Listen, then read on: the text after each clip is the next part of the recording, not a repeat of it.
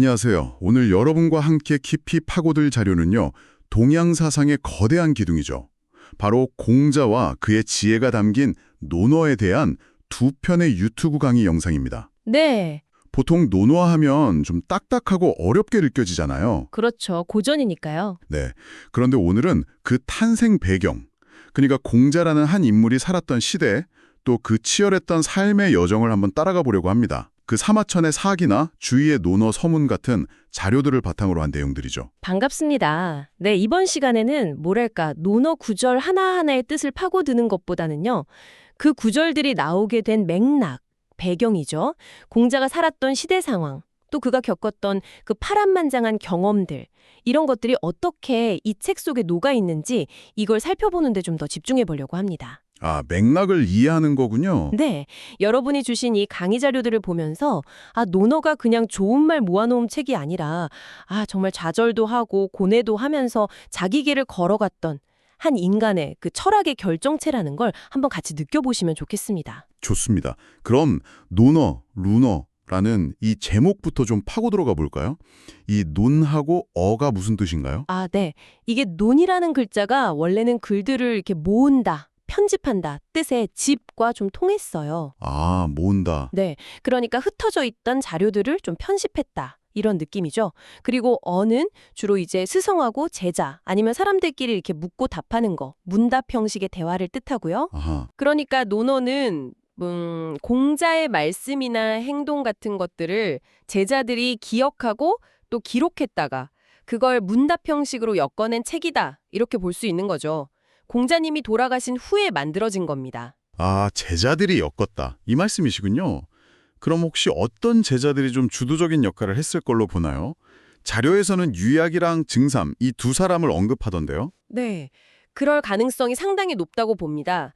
논어를 이렇게 쭉 읽어보면요. 다른 제자들은 그냥 이름이나 자로 부르거든요. 네네. 근데 유독 유약하고 증삼, 이 두 사람한테만 유자왈, 증자왈 이렇게 자라는 존칭을 붙여요. 아, 자요? 네, 이 자라는 호칭이 그냥 높여 부르는 걸 넘어서 뭐랄까 스승의 도를 잇는 후학이다. 이런 의미를 좀 담고 있거든요. 아, 그 자라는 길자 자체가 약간 후계자 아니면 이 학파의 정통성 뭐 이런 걸 나타내는 표시일 수 있다. 이런 거군요. 그렇습니다. 실제로 공자 돌아가신 다음에 그 외모나 말투가 공자랑 아주 비슷했던 유약이 잠시 후계자로 이렇게 거론되기도 했다는 기록이 있어요. 아, 진짜요? 네. 그런데 증삼 같은 다른 제자들이 아니 스승님 모습은 터럭 하나라도 다르면 안 된다 이러면서 반대했다고 하죠. 이게 또 어떻게 보면 형상이 아니라 정신, 도를 더 중요하게 여기는 유학의 특징을 보여주는 일화 같기도 하고요. 그러네요. 네. 그래서 이런 여러 정황들을 봤을 때 유약과 증삼의 제자들이 논어 편찬에 좀 깊이 관여 있을 가능성이 크다. 이렇게 보는 겁니다. 와, 되게 흥미로운 지점이네요. 단순히 글만 모은 게 아니라 그 초기 유학 공동체 안에서의 어떤 역학관계 이런 것까지 살짝 엿볼 수 있는 단서가 되는 거군요. 그렇죠. 그럼 우리가 논어를 딱 접할 때 어떤 자세로 읽으면 좀 더 좋을까요? 자료에서도 강조하는 부분인데요. 그냥 문법적으로 해석하고 끝내는 게 아니라 그 안에 담긴 이치? 그러니까 공자가 진짜 말하려고 했던 근본 원리, 이걸 물리라고도 표현하는데 그 원리와 공자의 정신을 파악하는 게 중요하다는 거죠. 네. 그리고 더 나아가서는 이 수천 년 전 이야기가 지금 우리한테는 어떤 의미가 있을까? 왜 지금 이게 필요할까? 이걸 계속 스스로에게 질문하면서 읽는 게 핵심이라고 할 수 있겠습니다. 네, 단순히 옛날 성인의 말씀을 그냥 따르는 게 아니라 지금 나의 삶에 비춰보면서 성찰하는 과정, 그게 중요하겠군요. 맞습니다. 자, 그럼 이제 본격적으로 공자의 삶 속으로 한번 들어가 보시죠. 그 이름하고 탄생 이야기부터 좀 해주시겠어요? 네, 공자 이름은 구우고요. 자는 중리입니다. 노나라 양공 22년, 그러니까 서기전 551년에 태어났다고 기록되어 있어요. 네. 근데 재밌는 게 아버지는 숙량을이라는 분인데 70세의 무관이었고 어머니 안징제는 16세였다는 거예요. 네. 정말요? 와, 나이 차이가 엄청났네요. 그렇죠. 상당하죠. 어머니가 니꾸사안이라는 산에 가서 기도를 해서 공자를 낳았다고 해서 그 산 이름 구를 따서 이름을 지었다고 전해지고요. 자인 중리는 이제 둘째 아들이라는 뜻입니다. 이복형이 있었거든요. 야, 정말 시작부터가 뭔가 드라마틱하네요. 그런데 공자 집안이 원래는 귀족이었다면서요? 어떻게 그렇게 가난하게 된 건가요? 맞아요. 선조는 원래 송나라 귀족이었고 더 위로 쭉 올라가면 상나라, 그러니까 은나라 왕족의 후예라고 알려져 있습니다. 아, 운나라 왕족이요? 네. 그런데 한 오대조 할아버지쯤 되는 공보가라는 분이 송나라에서 정치적인 사건에 좀 휘말려서 노나라로 망명을 오게 돼요. 그러면서 집안이 확 기울었습니다. 아, 그래서 공자가 태어났을 때는 아주 가난한 형편이었다고 해요. 뭐랄까 몰락한 귀족 가문의 후예였던 거죠. 가난 속에서도 근데 어린 시절부터 좀 남다른 면이 있었다고요? 그 제사 지내는 놀이를 즐겨했다는 이야기가 좀 인상 깊던데요? 네, 맞아요. 어릴 때부터 제사 그릇인 조두를 이렇게 쭉 늘어놓고 제사 지내는 예법, 예용이라고 하죠? 그거 흉내내면서 놀았다고 합니다. 아, 어릴 때부터요? 네, 이게 그냥 놀이가 아니라 어릴 때부터 어떤 질서나 형식, 즉 예에 대해서 남다른 관심이 있었다는 걸 보여주는 일화죠. 그리고 커서는 창고직이나 목장 관리인 같은 좀 낮은 직책을 맡았는데 그때마다 일을 아주 공정하고 성실하게 처리해서 능력을 인정받았다고 합니다. 어릴 때부터 예에 관심이 많다가 이게 참 흥미롭네요. 그럼 젊은 시절에 노자를 직접 찾아가서 예에 대해 물었다는 이야기도 있던데요? 네, 공자가와 같은 다른 기록들을 보면요. 공자가 한 30대 중반 되기 전에 주나라 수도였던 낙양으로 가서 노자에게 예에 대해서 가르침을 구했다. 이런 이야기가 나옵니다. 아, 논어에는 없는데 다른 기록에는 있군요. 네, 논어엔 없는 내용이라서 이게 진짜 역사적 사실이냐 아니냐 논란은 좀 있지만 뭐 가능성은 충분히 있다고 봅니다. 근데 중요한 건 왜 하필 예를 물었냐는 거죠. 그러게요. 보통 노자 하면 뭐 도나 무의자연 이런 걸 떠올리는데 예를 물었다는 게 좀 의외인데요? 그게 공자에게 예라는 건 그냥 형식적인 절차나 의례 이런 게 아니었어요. 그게 사회를 딱 지탱해주고 사람들 사이의 관계를 조화롭게 만드는 아주 근본적인 질서, 원리라고 봤던 거죠.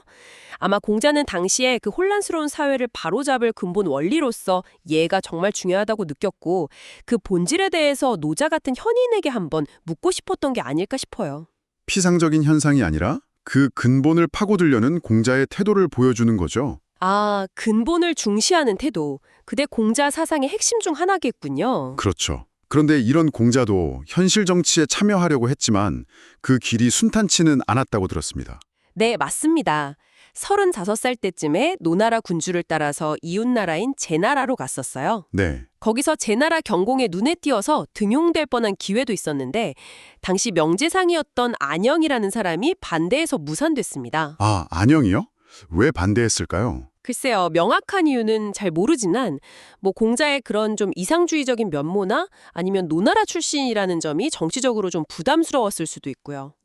근데 이때 제나라에서 그 순임금의 음악이라는 소 음악을 듣고 너무 감동해서 석 달 동안 고기 맛을 잊었다는 일화는 아주 유명하죠. 아, 네네. 들어본 것 같아요. 정치적으로는 좀 좌절했지만 문화나 예술의 가치를 깊이 이해했던 그런 면모를 보여주는 대목입니다. 노나라로 돌아와서도 바로 벼슬길에 나선 건 아니라고요. 네, 그때 노나라는 그 실권자인 개손씨 가문 그리고 또 그 집안의 가신이었던 양호 같은 사람들이 권력을 막 휘두르면서 아주 혼란스러웠거든요. 아, 공자는 이런 상황에서 섣불리 정치에 뛰어들기보다는 한 발 물러나서 시경, 서경, 예기, 악경 같은 고전들을 연구하고 또 제자들을 가르치는 데 힘을 썼습니다. 네. 어쩌면 이때부터 직접 정치개혁에 나서는 것보다는 교육을 통해서 인재를 키우고 문화적인 전통을 바로 세우는 쪽으로 좀 무게중심이 옮겨가기 시작했을 수도 있어요. 아, 혼란 속에서 때를 기다리면서 내실을 다졌다. 이렇게 볼 수 있겠네요. 네. 그러다가 드디어 노나라에서 중요한 직책을 맡게 되죠. 네. 50대에 들어서면서 중도라는 지역의 책임자, 그러니까 제를 시작으로 해서 요즘으로 치면 건설교통부 장관격인 사공, 또 법무부 장관격인 대사구, 대사쿠까지 맡으면서 능력을 보여줬습니다. 와, 능력을 인정받았네요? 네, 특히 52세 때는 노나라 전공을 보좌해서 제나라와의 외교회담, 이게 협곡회담이라고 하는데요. 여기서 빼앗겼던 땅을 되찾아오는 아주 큰 공을 세우기도 했습니다. 이때 공자의 정치적, 외교적 역량이 정말 빛을 발했죠. 그때 가장 의욕적으로 추진했던 개혁이 그 휴삼도, 그러니까 삼환 세력의 성을 허무는 거였잖아요. 이게 왜 그렇게 중요했고 또 왜 실패했나요? 그 삼환이라는 게 당시 노나라의 실권을 꽉 쥐고 있던 세 가문, 개손 씨, 맹손 씨, 숙손 씨를 말하는 거거든요. 네, 세 가문이요? 네, 이 가문들이 자기들 근거지인 성읍을 거의 요새처럼 만들어서 군주보다 더 큰 힘을 가지고 있었어요. 그러니까 공자는 제자인 자로를 앞세워서 이 성벽을 허물어버리고 휴삼도 그들의 권력을 약화시켜서 군주 중심의 질서를 다시 세우려고 했던 겁니다. 국가의 근본 질서를 바로잡으려는 시도였죠. 아, 그렇군요. 그런데 이미 기득권을 꽉 쥔 맹손 씨 같은 세력들이 엄청나게 반발했어요. 그래서 결국 실패하고 맙니다. 공자의 그런 개혁 의지가 현실 정치의 높은 벽에 부딪힌 대표적인 사례라고 할 수 있죠. 아, 이상과 현실의 괴리, 정말 뼈아픈 경험이었겠네요. 그런데 이렇게 잘 나가던 공자가 왜 결국 노나라를 떠나서 10년이 넘게 그렇게 떠돌아다니게 된 건가요? 그게요, 노나라가 공자 덕분에 좀 안정되고 강해지는 모습을 보이니까 이웃나라인 제나라가 위협을 느낀 거예요. 아, 견제했군요. 네, 그래서 노나라 군주의 정신을 좀 흐트러뜨리려고 미녀 악사들을 선물로 보냈습니다. 뭐 일종의 미인계였던 거죠. 아, 그런 방법까지 썼군요. 네, 그런데 문제는 노나라 실권자였던 개환자라는 사람이 이 선물에 훅 넘어가서 정사를 막 소홀히 하고 심지어 하늘에 제사 지낸 다음에 그 제사 고기를 신하들한테 나눠주는 아주 중요한 예법이 있거든요. 이걸 번조분배라고 하는데 이것마저 어겼다는 겁니다. 아, 예법을 어겼다. 네. 공자한테 예라는 건 그냥 형식이 아니라 사회 질서의 근간이었잖아요. 예를 이렇게 무시하는 군주 밑에서는 자신의 이상 정치를 펼칠 수 없다고 판단한 거죠. 뭐 제사 고기 못 받아서 삐졌다 이런 차원이 아니라 아주 근본적인 원칙의 문제였던 겁니다. 그렇군요. 그래서 56세의 나이에 무려 13년간 이어질 그 기나긴 유랑길 바로 주유천하에 오르게 됩니다. 와, 원칙을 지키기 위해서 안정된 지위까지 버리고 떠난 거군요. 13년의 유랑이라 정말 상상하기 힘든 고난이었을 것 같습니다. 어떤 일들이 있었나요? 특히 그 광땅에서의 위기가 유명하던데요? 유랑길은 정말 험난했습니다. 위나라를 시작으로 여러 나라를 떠돌았는데요. 말씀하신 광땅에서는 예전에 그 지역 사람들을 괴롭혔던 양호라는 사람하고 외모가 비슷하다는 오해를 받아서 죽을 뻔한 위기에 처해요. 아, 오해 때문에요? 네. 제자들이 다 두려움에 벌벌 떨 때 공자는 아주 태연하게 검은고를 타면서 하늘이 나에게 이 문을 맡기셨는데 저 광땅 사람들이 나를 어찌하겠느냐. 편성즈 덕유유유 광민치루유 허 이렇게 말했다고 합니다. 와, 대단하네요. 여기서 문 혹은 뭐 사문이라고도 하는데 이게 그냥 글자가 아니라 자기가 계승하고 지켜야 할 문화, 도덕적 전체를 의미하는 거예요. 정말 극한의 위기 상황에서도 자신의 사명에 대한 확신이 얼마나 강했는지를 보여주는 대목이죠. 하늘이 자신에게 부여한 소명이 있다. 이런 확신. 그게 그 힘든 고난을 버티게 한 힘이었겠군요. 그 위나라 영공의 부인, 남자를 만난 일화도 좀 흥미롭습니다. 평판이 썩 좋지 않은 인물인데 왜 만났을까요? 그 만남 때문에 제자인 자로가 엄청나게 반발했을 정도였죠. 아, 자로가요? 네. 하지만 공자는 내가 만약 잘못했다면 하늘이 날 버리실 거다. 이렇게 떳떳함을 주장하면서 만났다고 해요. 뭐 발 너머로 예를 갖추면 소리를 들었다. 이런 기록도 있고요. 근데 이 만남 후에 공자가 나는 덕을 좋아하기를 색을 좋아하듯 하는 사람을 아직 보지 못했다. 우 위견 호덕 루 허색자예 이렇게 한탄했다는 기록이 있거든요. 네. 이게 어쩌면 당시 위나라 군주였던 영공이나 아니면 그 시대 전체를 보면서 느꼈던 실망감을 표현한 걸 수도 있습니다. 정치 현실과 도덕적 이상 사이에 그 간극을 아주 절감했던 순간이 아니었을까 싶어요. 송나라에서는 또 나무를 베어서 위협당하고 진나라와 채나라 사이에서는 굶주림, 그 유명한 진체전량까지 겪었죠. 이런 극한 상황 속에서도 공자의 신념은 흔들리지 않았나요? 송나라에서 그 사마환퇴라는 권력자가 자기를 죽이려고 했을 때도 공자는 하늘이 나에게 덕을 주셨는데 환퇴 따위가 나를 어찌하겠는가 라면서 전혀 동요하지 않았다고 하고요. 네. 진체전량 때는 7일 동안 굶주려서 제자들이 막 지쳐 쓰러지고 아니 군자도 이렇게 공궁할 수 있습니까? 이렇게 묻기도 했지만 공자는 오히려 군자라야 곤궁함을 견딜 수 있는 법이다 라면서 의연함을 잃지 않았다고 합니다. 와. 물론 인간적인 고뇌나 회의가 왜 없었겠습니까? 하지만 그런 극한 상황 속에서도 자신의 도와 원칙을 끝까지 지키려고 했다는 점, 이게 중요합니다.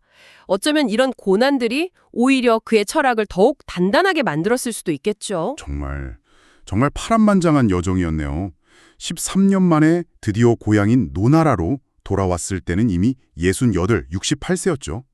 귀국 후에는 어떻게 지내셨나요? 네, 제자인 염구 같은 사람들의 활약 덕분에 노나라 군주가 공자를 다시 불렀습니다. 하지만 끝내 그를 중용하지는 않았고요. 공자 자신도 더 이상 벼슬을 구하지는 않았습니다. 아마 그 오랜 유랑 생활을 통해서 현실 정치에 대한 미련을 어느 정도는 좀 내려놓았던 것 같아요. 대신 남은 인생을 후학 양성하고 또 고전을 정리하는 데 온전히 쏟아붓습니다. 그러니까 정치 일선에서는 완전히 물러나서 교육과 저술 활동에 집중하신 거군요. 그렇습니다. 3,000명의 제자를 길러냈고 그중에서도 특히 뛰어난 제자가 72명이었다고 하죠. 네. 그리고 흩어져 있던 시경, 서경, 역경 같은 고대 문헌들을 체계적으로 정리하고 또 해석을 덧붙이는 작업을 하셨어요. 특히 시경을 305편으로 추리고 역경의 10익이라고 불리는 해설을 단 것이 아주 대표적입니다. 그 작업들을 하셨군요. 네, 이게 단순히 옛날 유산을 그냥 보존하는 걸 넘어서 자신의 철학적인 관점에서 이걸 다시 해석해서 후세에 전달하려고 했던 노력이었어요. 어쩌면 정치로 이루지 못했던 그 이상사회 건설의 꿈을 교육과 문화 전승을 통해서 이루려고 했던 건 아닐까, 이런 생각도 듭니다. 마지막으로 그 기린하고 춘추에 얽힌 이야기도 빼놓을 수가 없죠. 이 사건이 공자에게는 어떤 의미였을까요? 공자 나이 71살 때 노나라에서 사냥을 하다가 아주 상서로운 동물인 기린이 잡히는 사건, 서수횡린이 있었어요. 네, 기린이요? 그런데 아무도 그게 기린인 줄 못 알아본 거예요. 그래서 공자를 불렀다고 합니다.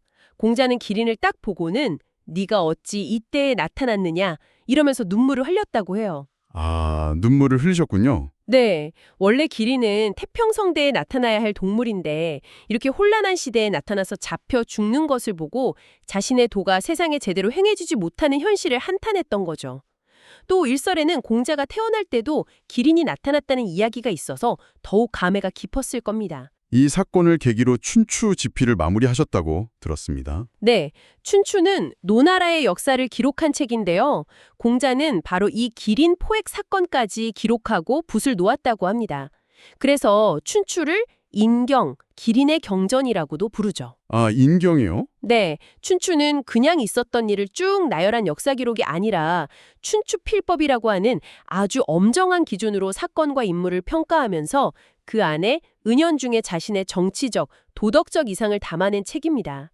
아마 기린의 죽음을 보면서 이 어지러운 시대를 바로잡을 길은 결국 역사의 올바른 가치와 규범을 세우는 것이라고 생각했을지도 모르겠습니다. 안타깝게도 아들이나 또 아끼던 제자 자로를 먼저 떠나보내시고 공자 자신도 73살, 만 72세의 세상을 떠나셨죠. 네, 공교롭게도 자신이 태어난 해와 같은 간지, 임술년, 그러니까 개띠해에 돌아가셨습니다. 제자들의 슬픔이야 이루 말할 수가 없었겠죠. 네. 특히 자공이라는 제자는 스승의 묘 옆에서 3년상을 치르고도 다시 3년을 더 머물러서 총 6년 동안 묘를 지켰다고 합니다. 그만큼 스승에 대한 존경과 애정이 정말 깊었던 거죠. 6년이나요?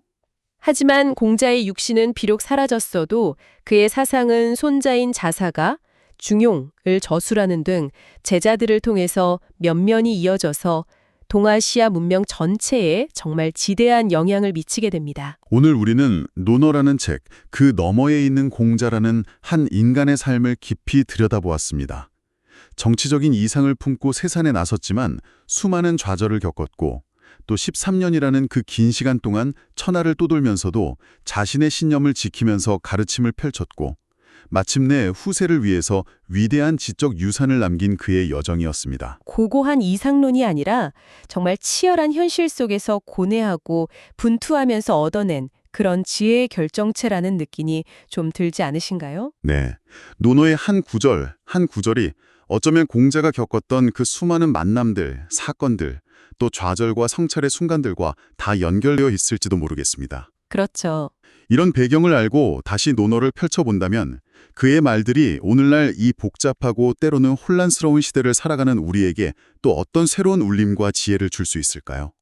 이 질문을 여러분께 남기면서 오늘 이야기 마무리하겠습니다.